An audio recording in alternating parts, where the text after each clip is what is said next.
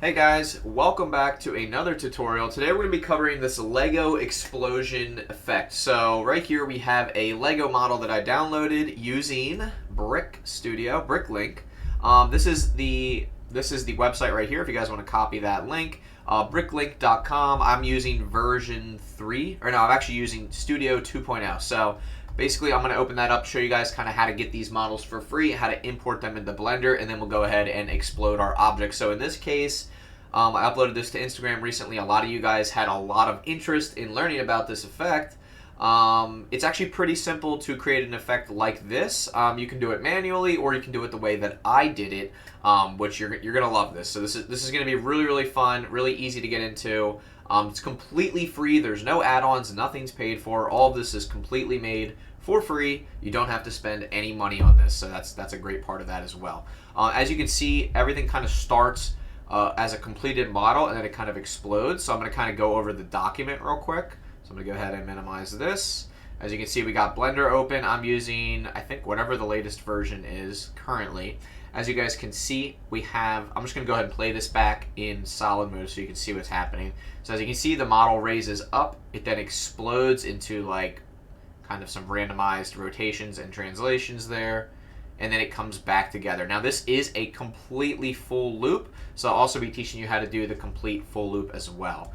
But as you can see, all the pieces are like completely separated, and then they slowly kind of go back towards their original state where the model is complete, which is as you see it right here. Now all of these are the exact dimensions that you're going to get through Lego Studio. So let's go ahead and just completely start a new file here in Blender. Let's save this one. I'm going to delete everything. I'm going to save this really quickly as Lego example. Let's go ahead and save the Blender file. Now I have this new mouse, so you're not going to hear when I click, but it's really soft click mouse. It's really nice. I'm going to go ahead and I already downloaded Lego Studio and everything like that, so you guys are going to have to download that. I'm not going to go through that process. But basically, right when you start up the program, you get this little interface here, and you kind of get this nice little window where you can actually import models directly into Lego Studio. So you can build them. As you can see on the side panel here, there's a bunch of options to actually build your own Lego stuff. Let me go ahead and minimize my face so you guys can really see this. But there's also going to be options to download pre-made models right here. So let's go ahead and scroll through. Let's find something with kind of a lower count on it, and we're going to actually just assemble that. This one's pretty cool. This is a little greenhouse, and this would actually be really fitting because I just planted my garden outside. We've got an aquarium. We've got another tree. I guess we could do another tree since in this case, I mean, we can really choose whatever we want. Oh, there you go. There's a helicopter, koala, another tree. I kind of want to look at the greenhouse and see what that looks like. Let's go ahead and take a look at the greenhouse. The greenhouse looks pretty awesome. Let's go ahead and import that. And I just have to sign in real quick. Give me one moment to sign in here, guys. It should have kept me signed in, but apparently not. All right, now it's going to go ahead and import all of those different bricks. As you guys can see, it actually looks like there's a separate part here that I didn't see. But as you can see, we're in Lego Studio right here, and we have everything that we need. I'm going to go ahead and zoom in here so you guys can see. It's looking really good. So now I'm going to go ahead and export this as a collada file. So I'm going to go to File, Export As, and I'm going to do collada.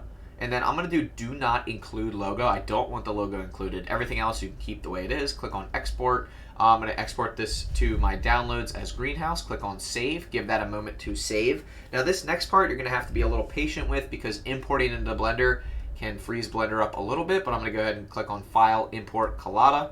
I'm going to locate the file that we just saved.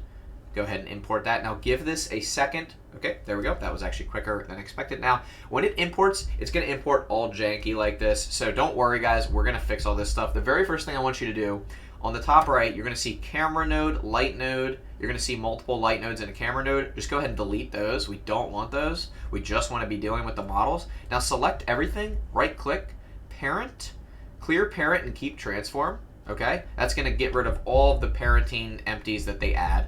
Now, highlight everything again, RX180, to completely flip this upside down. Now, you're going to notice how everything's kind of shaded weird. Another thing we're going to do is hit A to select all, go to Object, Shade Smooth, and that's going to fix all the weird issues with shading and stuff like that. Another thing I'm going to do is I'm actually going to go to my top-down view, and I'm just going to go ahead and drag this stuff kind of towards the center of the scene here. I think that looks good. And again, I just want to kind of zoom in here and check out everything, make sure it's all aligned. Everything looks good. This is pretty much ready to go. So I'm going to go ahead and save this. I'm going to add a plane to the ground here just to have a surface underneath of our scene. I'm going to bring it right below the bricks here. And then I'm going to go ahead and add in a camera to our scene so we can see what in the heck is going on. I'm going to snap to my camera. And then I'm just going to go ahead and make my resolution 1920 by 1920, a nice square resolution. Change my camera to orthographic. I'm going to zoom out. I'm also going to set my X and Y to -50 and 50. And I'm going to raise this up here and then zoom out quite a bit. Cool, that looks good. All right, now with my camera selected, I'm just gonna kind of center in on my scene here. Now, this is the part where we're gonna have to choose the materials. So first of all, I'm gonna go over to rendered view, go to cycles, GPU. I'm also going to add in an environment texture just to get some really simple, quick lighting on our scene here. I think I'm gonna choose this one for now, and then we'll go from there. And that looks really cool. So here's what we're going to do. We're going to have to assign materials to everything. Now, right now, the way that these are imported, they don't actually really have materials, but they have labels. So if you go over to one of the pieces and you go to the materials slot, you'll see that this one says solid aqua. So if I go ahead and change the color, you see it's going to change everything else as well. Now, you can go ahead and make your own shader nodes as well. Just for the purposes of this tutorial, I'm just going to quickly color everything the way that it says it should be colored. In this case, I could click on Use Nodes, and I could make this glass, right? For example, since I know these are going to be windows. So for now, I'll just do that. Let's go ahead and see what this one is right here. This one is light blue, so I'm going to do a light blue color. This one is a transparent light blue, so I'm going to go ahead and click on glass, make it just slight blue, and we're just going to kind of go from there. So far, this looks good. Let's go ahead and click on the plants. This is solid green, so make it a nice darker solid green. Again, as you can see, everything is adjusting in real time as we do this. You guys can use your own materials, but like I said, for the purposes of this tutorial, I'm just going to be making these on my own how I want them to be. So let's go ahead and just continue here. We have a bluish gray, so let's go ahead and do bluish gray. That's fine. This is going to be a dark tan color. That looks like dark tan to me. That looks good. Azure. Oh, I don't know what color that is. Here's solid dark red. Let's go ahead and give this a dark red color. Let's see if we can find... Okay, here we go. Bluish gray again. Again, I'm kind of just coloring these however I want. Solid black. Okay. And then what are these plants going to be? Solid dark green.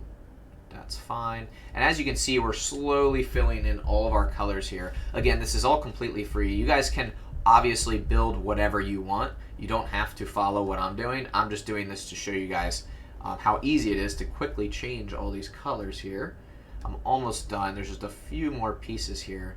Light gray. That's fine there. I'm pretty happy with everything we have so far, though. And this is going to be a solid pink flower.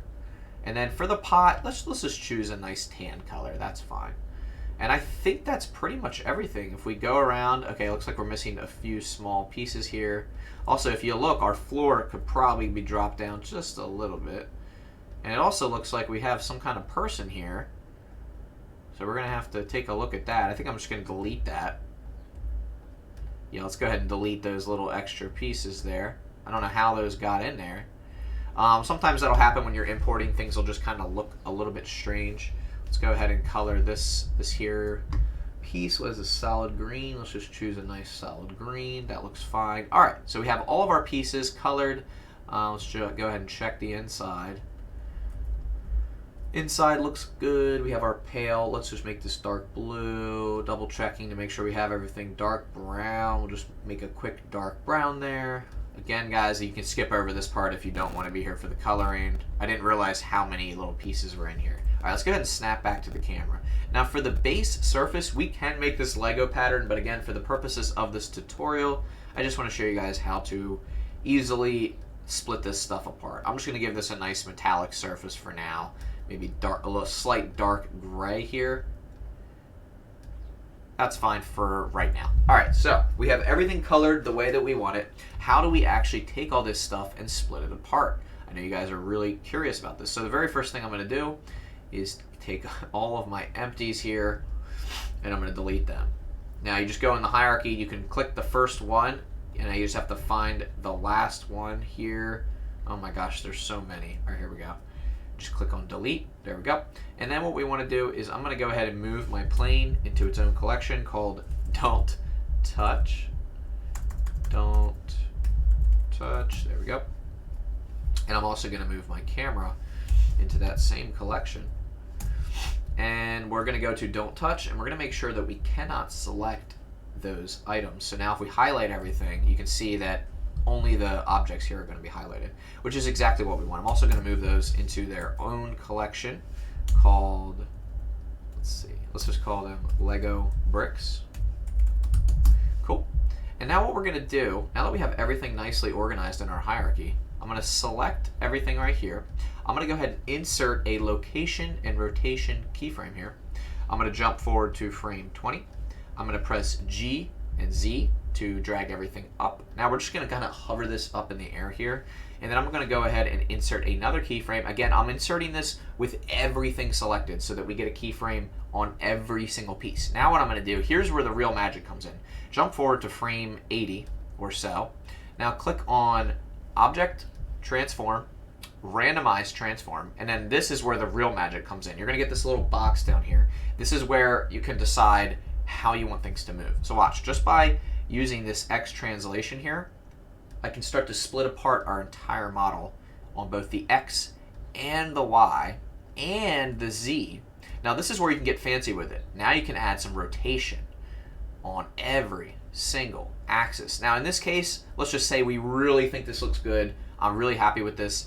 Insert your location and rotation keyframes. And now if we go ahead and scrub back on the timeline here, you'll notice that our entire structure will assemble in just a few clicks. Now, how do we get this back from its unorganized state to its reorganized state? We're just going to go ahead and copy these first two keyframes, Shift D to duplicate. We're going to push them over here on the right side, and then we're going to simply swap them. So I'm going to take the last keyframe.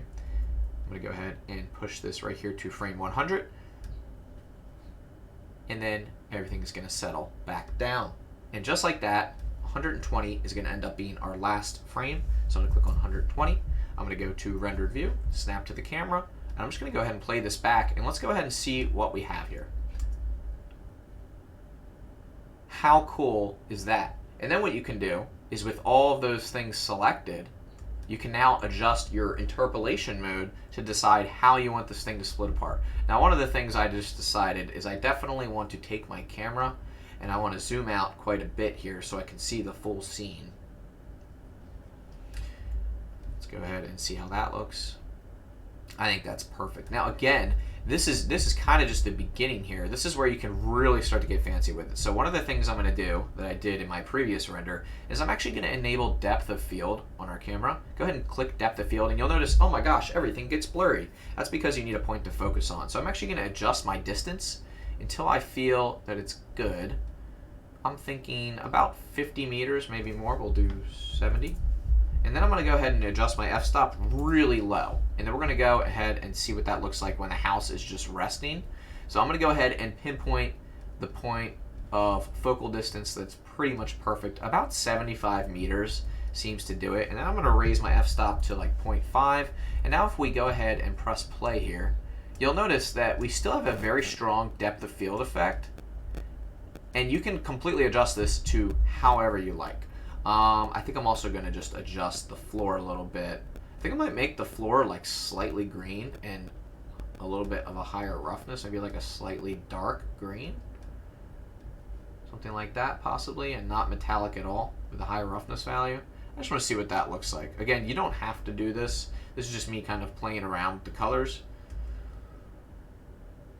And just like that, you can split apart any Lego Studio model that you want to. Again, you can create your own model from scratch. In this case, I just imported this model.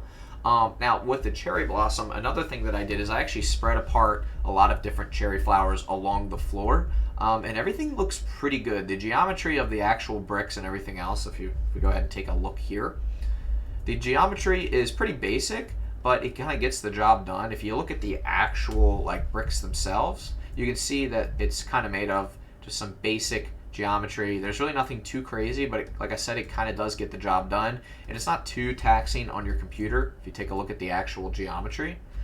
And snap back to our camera view, and pretty much just like that, guys, that is it. That is the tutorial. That's how you split something apart. Now this works with everything that's not Legos too. So if you did have something that was comprised of a bunch of different parts, you could still create the same effect. However, you might have it so that if you don't want pieces to intersect, you're going to have to do that manually, right? And again, pretty much all we're doing is we're applying a random transform to all of our pieces here at once so that we get this kind of scattered look, which is what you have here. And it just looks like a big mess, and then when you press play, it all reassembles very nicely. So again, you guys can do this however you like. As you can see, everything's aligned here, and then it's split back up, and you can adjust your timing however you like as well. Again, it's going to be a lot less work if you just get a pre-made model. You can make a model yourself. It's just going to take you a lot more time. It's kind of funny. If we zoom in, we can see the lady, her head just completely gets completely separated from her body here. It's kind of funny. Poor person. But anyway, you can see at the end, it all reassembles. You can kind of see that we have some intersections here. So if you're trying to avoid that, you're going to have to do some manual animation on your own. A lot of people don't want to do that, which is why I'm giving you this little tricky way to do it. It's not perfect, but when you have so many pieces moving so quickly, you're probably not going to notice if anything is intersecting. It's just going to look cool. This effect in general just looks really, really fun, really, really interesting. And if we go back to my other file here, as you guys can see, this one is just so fun to look at. And the interpolation mode that I used when everything separates is called back. So that's the interpolation mode. So you can see everything pushes outwards, and then it kind of comes back in for a second. And then towards the end, I have everything reassembling with the Bezier curve, and it just looks really, really nice. If we snap back to the camera here, you'll notice all the different flowers that I scattered throughout the scene. I just took the flowers off of the tree, and then I created a particle emitter that emitted them across a plane. And I just scattered them with random rotation and translation, and it looked really good. So yeah, that was like a really nice way to do that. And if we go to rendered view, you can see that I have that very nice soft depth of field. Again, we're using an HDRI for our lighting here. And then what I did is I took an array of these platform bricks, which you can get also for free through Lego Studio, and I just put them directly under my tree here. And I just thought it looked really, really nice and presentable. And that's pretty much the tutorial, guys. You now know how to take a Lego model, split it apart into all of its pieces, and then put it back together to reassemble it. Now, a lot of you guys also asked me about the sound effects. That should be linked down below as well. The website is called zapsplat.com. So I downloaded some of their free sound effects, and then I took everything into Premiere to edit. And then I looped the video back on itself just a few times so that I could upload it to Instagram in the correct format with the correct duration, which I think was like 15 seconds. That seems to be like the sweet spot for social media. So if you guys are trying to create something for social media, that's a good range to shoot for. So yeah, that is pretty much it, guys. That is how you do that in Blender. I'm sure it can be done in other programs as well. Again, go check out BrickLink Studio. It is really awesome. Like I said, you can literally go in here and look at every single brick that's like ever existed. And if you do download this model, you can then take these pieces, move them around, translate them however you want. Let's say you wanted this piece over here, you can do that. And it has this awesome like snapping feature, and it lets you snap pieces onto each other. So it's just really nice. It's really nice. It's easy to use. It operates very similarly to Blender. Like for example, if I wanted to drag a piece out here, I could literally just click and drag from the library into our 3D workspace. It's really, really nice. And again, if I drag another piece out, you can see how I have the option to like snap it. It's so nice. Look at that. Look at that. So easy. And it just easily exports to Blender very seamlessly. Well, as a collada file, and then you have to re-import into Blender. But regardless, thank you so much, guys, for watching. I really appreciate your time today. Hopefully, you can subscribe to the channel if you're interested in videos like this. And I hope to see what you guys create. I hope you you can use this technique and create your own Lego explosions and then reassemble those pieces back together. Again, I pretty much gave you every trick that you need to do that. So I really hope you guys enjoyed this tutorial, and I hope to see you in the next one. Take care. Bye-bye.